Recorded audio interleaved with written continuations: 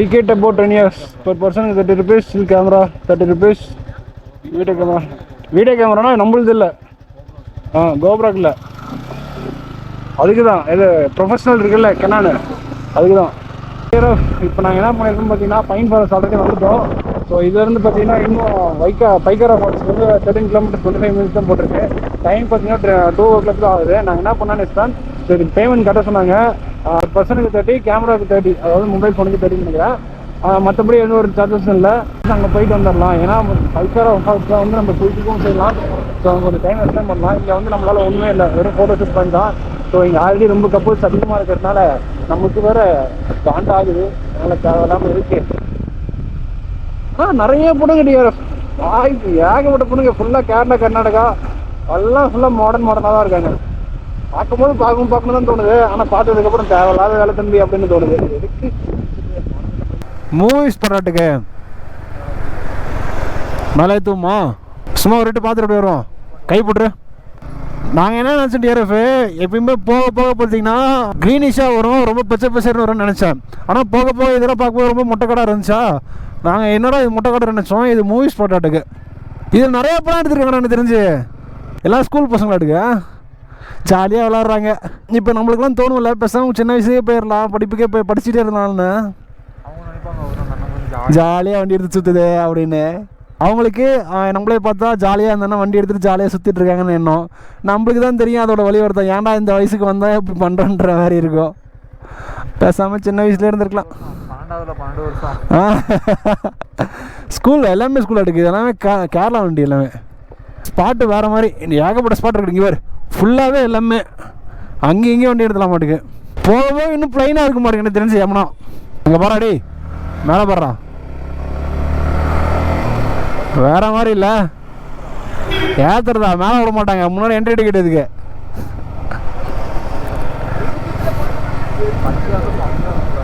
இப்போ மட்டும் ஃபுல்லாக க்ரீனிஷாக மட்டும் இருந்துச்சுன்னா வச்சுக்க மொக்கா இது அடிச்சிக்க முடியாது. இது ஃபுல்லாக இப்போ சீசன் மாறி போச்சுன்னு நினைக்கிறேன்டா டே.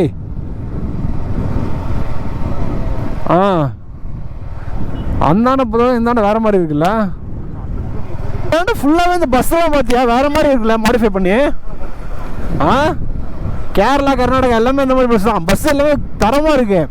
இந்த மாதிரி பஸ்ஸில் நம்ம ஊரில் ஒரு கூட செய்ய பார்க்க முடியாது. ஒன்று ரெண்டு இருக்குது, பட் ஆனால் இந்த அளவுக்கு தெளிவாக இருக்காது. ஸோ கரெக்டாக இப்போ எங்கே கிராஸ் பண்ணியிருக்கோம் பார்த்தீங்கன்னா மூவி ஸ்பாட்னு சொல்கிறேன். அந்த ஒரு பிளேஸை தாண்டி போயிட்டுருக்கோம். என்னென்ன படம் இங்கே எடுத்தாங்கன்னு தெரியல. நம்ம வேணால் கூகுளில் வேணால் சர்ச் பண்ணி பார்க்கணும் என்னென்ன படம் எடுத்துருக்காங்கன்னு சொல்லிட்டு. ஸோ எங்களுக்கு எந்த ஒரு ஐடியாவும் இல்லை. ஏன்னா நாங்களே இப்போ தான் வந்திருக்கோம் புதுசாக. ஸோ நாங்கள் ஒவ்வொரு பிளேஸாக போக போக தான் ஒவ்வொரு பிளேஸாக நான் எக்ஸ்ப்ளோர் பண்ணிகிட்ருக்கோம். ஸோ இப்போ டைம் பார்த்தீங்கன்னா கரெக்டாக 2:17 ஆகுது. இன்னும் 6 கிலோமீட்டர்ஸ் இருக்குது பைக்காரா வாட்டர் ஃபால்ஸுக்கு. இந்த வழியாகவும் போக மாட்டுக்கு. இன்னும் 13 மினிட்ஸில் போய் ரீச் ஆகிடலாம்னு சொல்லுது. எனக்கு தெரிஞ்சவங்க குளிக்க விட்டா முதல்ல தண்ணி வரணும், அதை முதல்ல வரணும். டேம் வியூ ஆட்டுக்கு பைக்காரா டேம் டாடே. டேம் வியூ எப்போ போய் பார்க்குறது? இது வேறு க்ளோஸில் இருக்கு. அதான் எப்படி அந்த டேம் எப்படி மேலே ஏறி பார்க்குறது? வேறு மாதிரி இருக்குல்ல. எவ்வளோ ப்ரெஷர் ஊற்றியா யாரும் அளவு இல்லை. No photography no. இதான் தண்ணி இதில் கம்மியாக திறந்து விட்ருக்காங்க. ஃபுல்லாக இருக்காதுன்னு தெரில எனக்கு. ஆனால் கம்மியாக திறந்து விட்ருக்காங்க. இது பழைய பழம் மாட்டேடே. தண்ணி எப்படி போகுது போகிற செம்மையாக இருக்கு.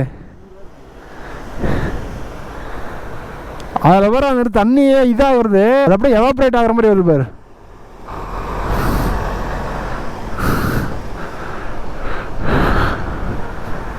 ஸோ இது மேலே ஏறி எப்படியாச்சும் பார்க்கறதா இருந்தால் பார்க்கலாம். வேறு வழியே இல்லைடா. இந்த எப்பறம் போய் பார்க்குறது மேலே. எனக்கு தெரிஞ்சு இதோட வாட்டர் ஃபால்ஸ் வந்து இன்னும் கீழே தான் இருக்கும்.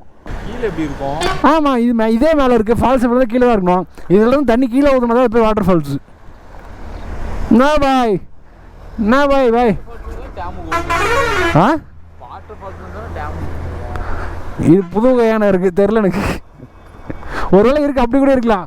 எல்லா இடத்துலையும் வாட்டர் ஃபால்ஸ் வந்து டேமுக்கு தண்ணி வரும் அப்படி கூட நீ சொல்கிற மாதிரி கூட இருக்கலாம். இதோட தண்ணி தானே கீழே வாட்டர் ஃபால்ஸாக இருக்குது. மேப்பில் அப்படி தான் காட்டுது.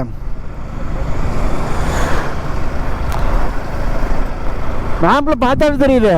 இது ஒரு லேக் போய் தான் தண்ணி அங்கே சேர்ந்து அங்கேருந்து வாட்டர் ஃபால்ஸாக இருக்குது. ஆனால் அது எவ்வளோ தண்ணி ஸ்டோரேஜ் பண்ணி வச்சிருக்குன்னு பார்த்துட்டு நல்லா இருக்கும்ல. பைக்காரா வாட்டர் ஃபால்ஸ் எங்கடா இருக்கு?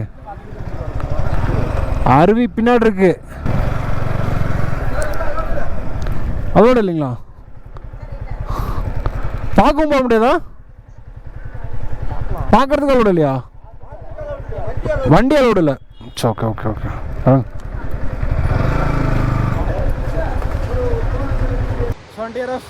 இப்போ நம்ம எங்கே இருக்கோம் பார்த்தீங்கன்னா, ஸோ உங்களுக்கு பின்னாடி பேக்ரவுண்ட் சவுண்டு கேட்கும், உங்களுக்கு நல்லாவே தெரியும். கரெக்டாக இப்போ எங்கே இருக்கும் பார்த்தீங்கன்னா, பைக்காரா வாட்டர் ஃபால்ஸ் கிட்ட வந்துடும். கிட்ட இல்லை, வாட்டர் ஃபால்ஸ் கிட்டே தான் இருக்கும்.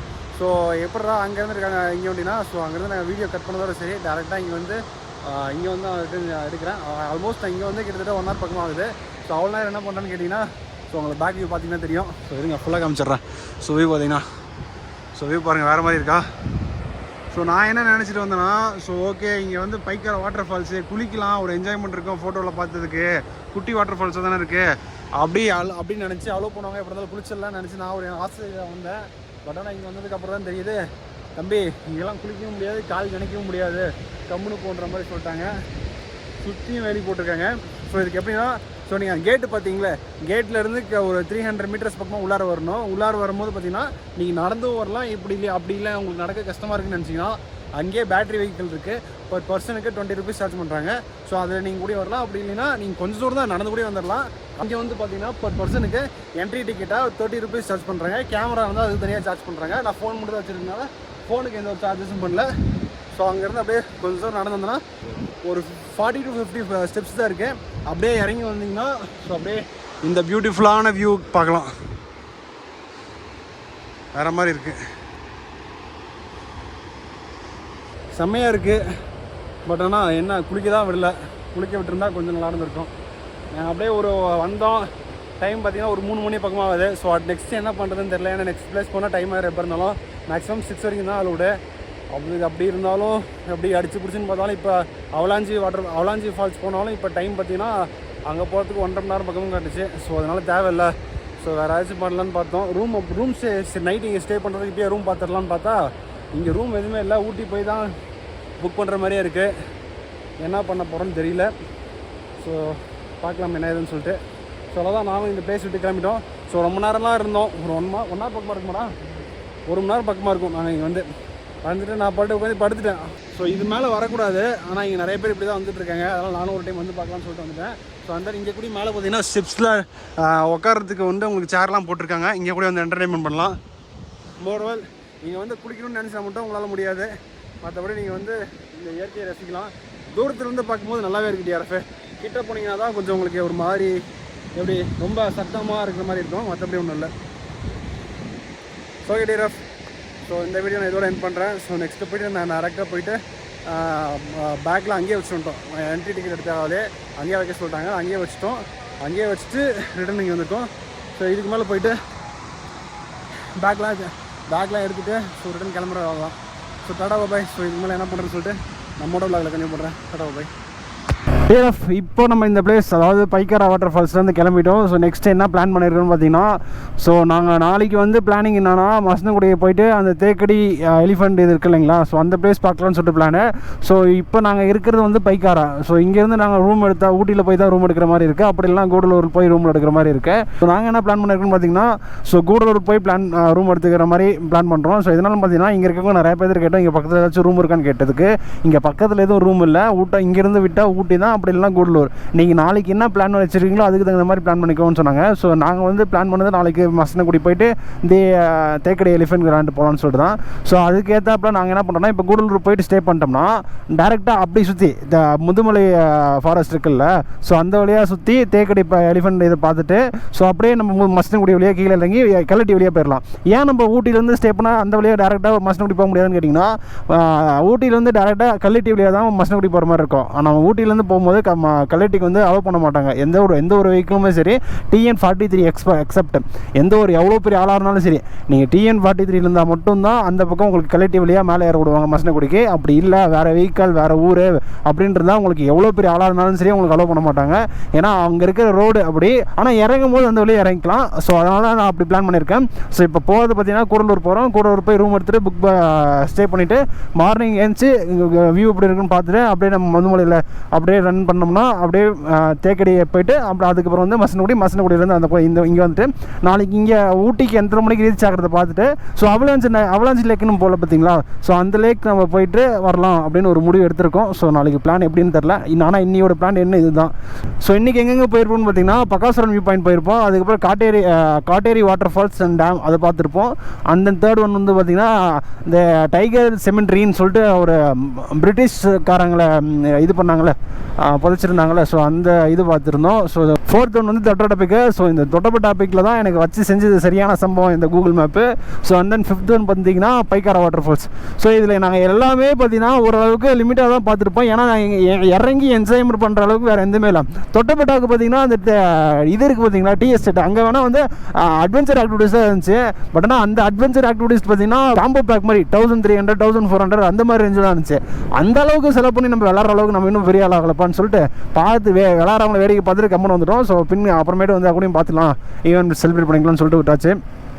ஸோ இப்போ நம்ம லாஸ்ட்டாக இப்போ கிளம்புறது போய் ஸ்டே பண்ணிவிட்டு கொஞ்சம் எல்லாம் ரெடி ஆகிட்டு, ஏன்னா காலையிலேருந்து டிரைவிங்லேயே இருக்கோம், வண்டிக்கு கொஞ்சம் ஓய்வு கொடுக்கணும். ஸோ அதெல்லாம் பார்த்துட்டு என்ன ஏதுன்னு சொல்லி பிளான் பண்ணுறோம். ஸோ கெடியர் நான் கொஞ்ச நேரம் கழிச்சு என்ன ஏதுன்னு சொல்லி பிளான் பண்ணுறேன். ஏன்னா இங்கேருந்து போகும்போது பார்த்தீங்கன்னா 2-3 வியூ பாயிண்ட் இருக்குது. ஸோ அதையும் பார்த்துட்டு, அதாவது பைக்னிக் லேக்கு, அதுக்கப்புறம் நடுவட்டம் வியூ பாயிண்ட்னு சொல்லிட்டு ஒன்று 2-3 வியூ பாயிண்ட் இருக்குது. ஸோ அதெல்லாம் உங்களுக்கு பார்த்தோன்னா அது நல்லா இருந்துச்சுன்னா உங்களுக்கு நான் அதையும் ஆட் பண்ணுறேன். ஸோ கெடியர் நான் கொஞ்சம் நேரம் கழிச்சு நான் உங்களுக்கு கண்டினியூ பண்ணுறேன்.